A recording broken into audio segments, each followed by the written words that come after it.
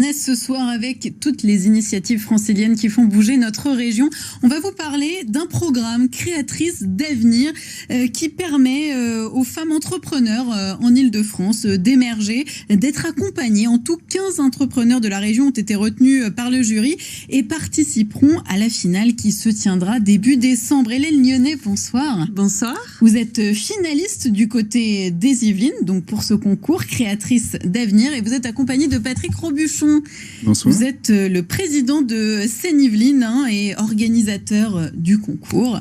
Donc vous êtes tous les deux là pour nous expliquer comment tout cela se passe. Hélène, tout d'abord, vous allez nous parler de votre entreprise. On a envie de savoir ce que c'est que Casier Vert. C'est le nom de l'entreprise que vous avez créée.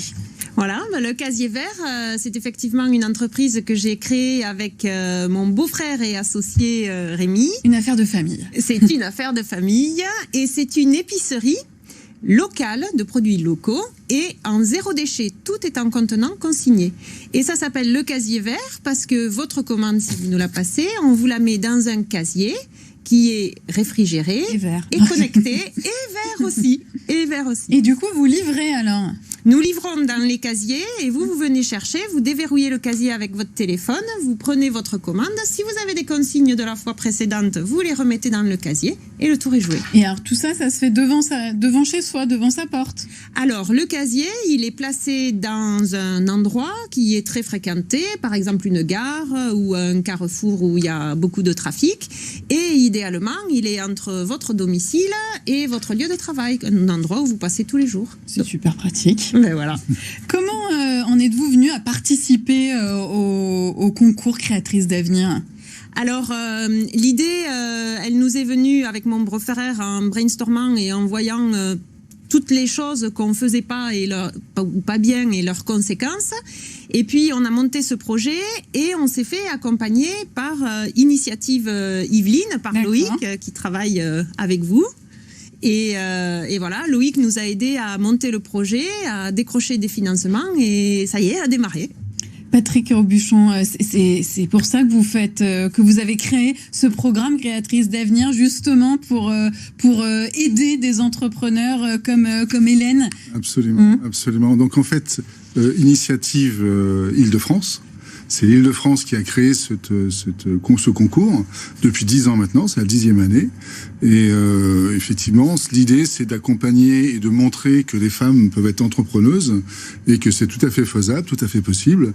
Donc on pousse dans ce sens-là et on a toujours des très beaux dossiers. Alors, il y a plusieurs thèmes. Alors oui, parce que comment fait-on pour participer? Quels sont les critères de sélection? Critères de sélection, déjà, être une femme. Être majoritaire, être majoritaire, faut pas être une femme et avoir simplement 5% des parts de la société, oui. Donc c'est d'être majoritaire, c'est d'avoir créé sa société, c'est d'être sur les 5 thèmes qui sont aujourd'hui l'innovation, qui sont la recherche, qui sont la partie entreprise responsable, savoir-faire particulier, voilà, et puis aussi la partie proche des banlieues et des milieux qui sont à développer aujourd'hui. Et puis un dernier titre, c'est le public qui va voter et qui votera la finaliste, qui aura le finaliste des finalistes. Hein.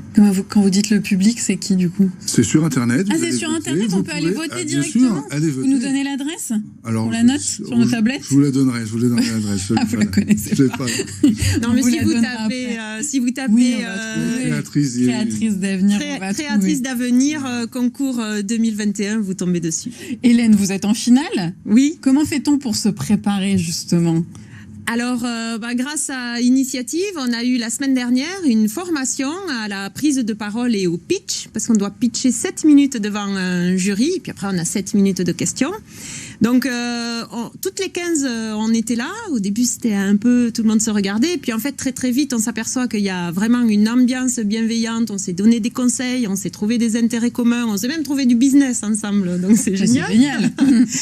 Et donc voilà, donc on a appris la théorie, on a fait un petit peu de pratique, et puis maintenant, il faut pratiquer. Donc entre le million de choses qu'on a à faire pour l'entreprise et le milliard de choses qu'on a à faire pour la maison, vous êtes bien occupé. On trouve tous les moments pour aller répéter à qui veut bien nous entendre. Mais alors du coup, que ça soit clair, si moi je veux aller voter pour une entreprise, une femme entrepreneur, en fait je trouve quoi sur le site? Vous avez trouvé tous les dossiers.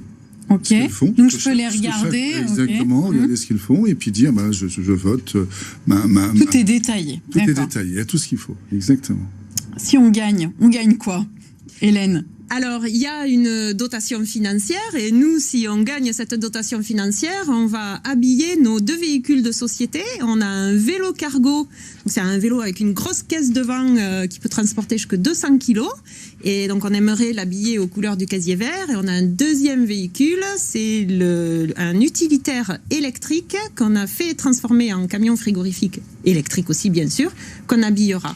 Et donc, au-delà de la dotation financière, rien que de parler de notre entreprise, du casier vert, c'est génial pour nous parce que ça nous fait du public, ça nous fait des clients potentiels et surtout pour nous, comme on installe nos casiers dans le domaine public, ça nous fait avoir une crédibilité auprès des collectivités, de la SNCF, de la RATP, etc. pour qu'on puisse les rencontrer et installer nos fameux casiers. Alors en fait, les dotations, c'est 2 fois 30 000 euros. D'accord. 30 000 euros de dons, effectivement, pour ceux qui gagnent. Et puis 30 000 euros qui sont sur la partie communication, sur la partie transport, s'il y a besoin d'aller à l'étranger aussi présenter, les avions, tout est payé, tout est pris en charge. Donc il y a la partie effectivement financière, mais la partie aussi accompagnement qui est très importante. Qui est très importante en effet. Vous le voyez, notre titre, c'est les Franciliennes créatrices d'avenir. Absolument. C'est beau aussi.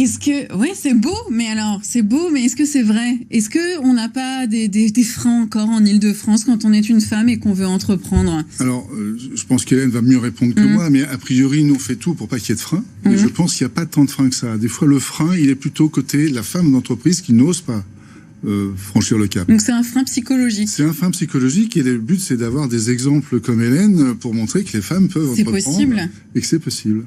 Alors, vous en pensez quoi de ça, justement? Parce que vous avez été les mains dans le cambouis, hein, donc... Oui, alors je suis toujours les mains dans le cambouis. C'est vrai. J'ai pas vu énormément de freins. Par contre, ce qui est sûr, et je vous rejoins, c'est que on n'a pas vraiment de rôle auquel s'identifier. Si je pense start-up, si je pense créateur d'entreprise, si je pense voit que des mecs. Et ben voilà, on voit que des mecs.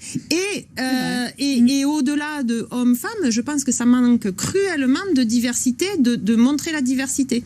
Et plus on sera divers à diriger des entreprises, et plus on collera aux besoins de la société, qui elle aussi est diverse.